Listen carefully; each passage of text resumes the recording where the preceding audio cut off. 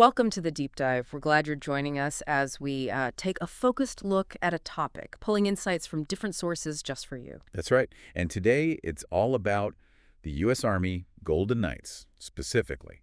Their early days, their beginnings, and how the air shows they do now really carry on that legacy. Okay, Golden Knights. Should be interesting. What source material are we working with today?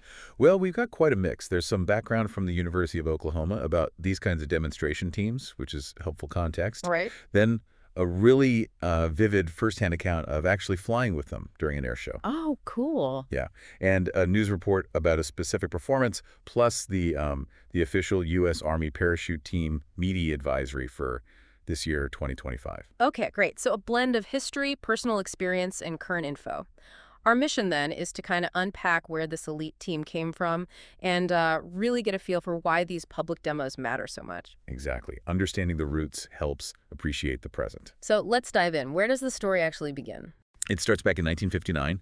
That's when the Strategic Air Command Parachute Team, STRAC for short, was formed. It's a STRAC, okay. Right. And this wasn't just like a club, right? No, definitely not. This was serious business. They hand-selected 19 soldiers from, various airborne units across the Army. 19. And what was the initial, the main goal? You mentioned legacy, but was it always about public shows? Actually, no, not at first. The main driver, pushed by Brigadier General Joseph Stilwell, Jr., was competition. Competition? Against who? Well, at that time, the sport of skydiving, internationally speaking, was heavily dominated by the Soviet Union. So the U.S. military wanted a team that could compete and win on that stage. Okay, so Cold War context, in a way. Proving grounds. You could say that, yeah. Yeah. And they didn't waste any time. How so? Well, the sources show they were formed in '59 and were competing internationally that very same year. Wow, okay. Talk about hitting the ground running. Or jumping, I guess. Yeah, right. And they even did their first public demonstration that year, too. November 1st, 1959, down in Danville, Virginia. So competition and demonstration started almost immediately then? Pretty much side by side, though the competitive focus was maybe stronger initially. Gotcha. Now, STRAC, as I said, it doesn't quite roll off the tongue like Golden Knights. How did we get that iconic name? Right, it took a couple of steps. First, in June '61, the Department of Defense gave them a more formal title, the United States Army Parachute Team. Okay, makes sense. Official recognition, but still not Golden Knights. Nope. They came a bit later, October 15th, 1962, to be exact. And the story behind it is actually pretty cool. It happened right there, in the midst of competition. Oh, do tell. Well, the golden part is fairly straightforward. They were winning a lot of gold medals in these big international competitions, showing they were truly top tier. Okay, so literal gold. Makes sense. And the Knights? That was about aspiration, about image. Knights suggested mastery, chivalry, almost, this idea of conquering the skies. They were becoming world champions, and the name reflected that ambition and status. Golden Knights. Yeah, that definitely sticks. So born from competition, named for success, but their mission evolved, didn't it? Beyond just winning medals. It absolutely did. While those early wins built their reputation and directly led to the name, the Army pretty quickly saw another kind of potential. Potential for, like, public engagement, connecting with people. Precisely. One source, looking back from 1999, already calls them the Army's goodwill ambassadors to the world. That label tells you a lot about how their role shifted. Goodwill ambassador. So performing for the public became a core mission. Yes.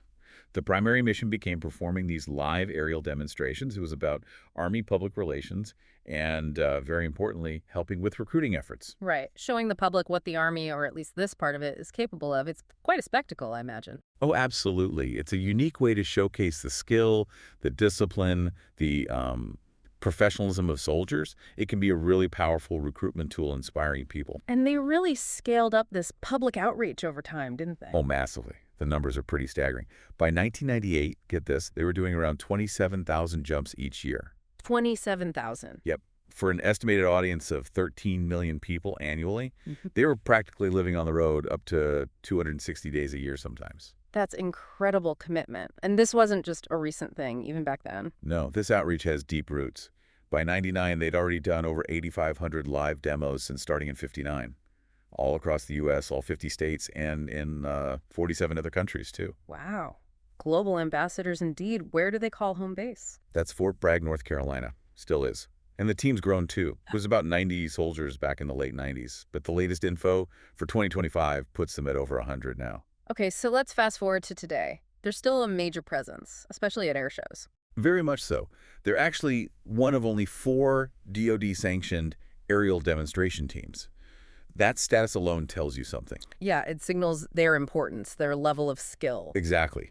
And that core mission continues, being aerial ambassadors, doing these elite parachute demos to, highlight Army service opportunities. And the scale today, still impressive. Oh, absolutely. Even more so, perhaps. The 2025 advisory mentions over 21,000 shows performed total, now spanning 48 countries. 21,000 shows. And they estimate reaching about 60,000 people per show on average. Annually, they figure they reach about a third of the entire U.S. population. A third of the country. That's phenomenal reach. How do they manage that? How's the team structured? It's pretty well organized. You got a headquarters section, obviously, an aviation attachment, get to have pilots and planes.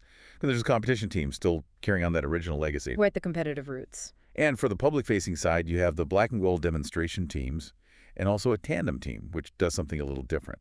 Okay, let's focus on the demo teams first. Black and gold.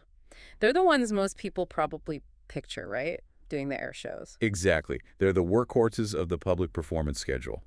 They hit about 70 different venues each year, showcasing their skills to millions. And we have that firsthand account, right? Giving a feel for what that's like. Yeah, it's a great perspective.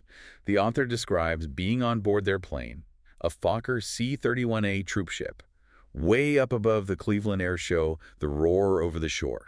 Sounds intense. It does. And the show opens with Sergeant First Class Jennifer Espinosa doing a flag jump, timing it perfectly with the national anthem playing for this huge crowd, over 100,000 people. Timing the landing with the final note, that takes incredible precision. It really does. And the account mentions the range of stuff they do jumps from like 12,500 feet down to maybe 2,000 feet. So a lot of variety in the demonstration itself. We also have that news clip, right, showing them in action somewhere else. Yep. NJTV News covered them at the Atlantic City Air Show.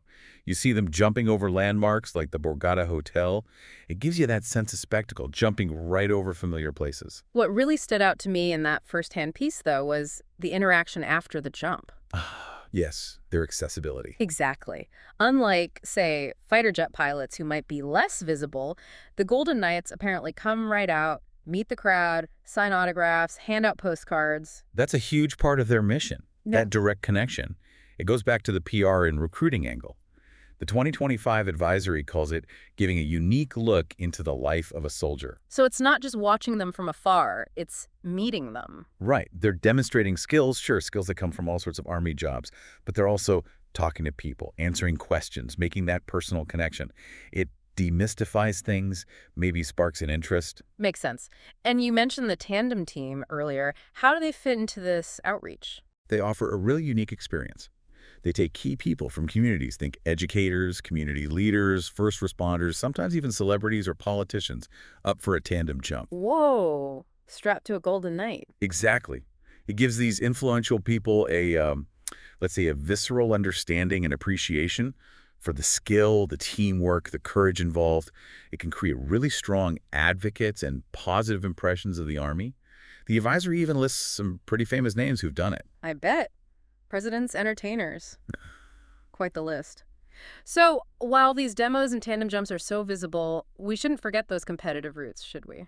Absolutely not. They are foundational. The competition team's record is, frankly, astounding. We're talking over 348 world records. 348? Yeah, and something like 3,800 competition medals won over the years.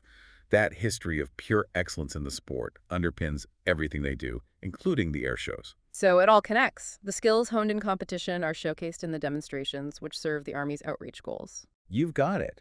When you watch them at an air show, you're seeing more than just cool parachuting. You're seeing decades of history, elite skill, and a direct connection between the U.S. Army and the public it serves. It's a living legacy, then. Perfectly put. The air shows are a dynamic, thrilling expression of both their competitive heritage and their ongoing mission as those goodwill ambassadors.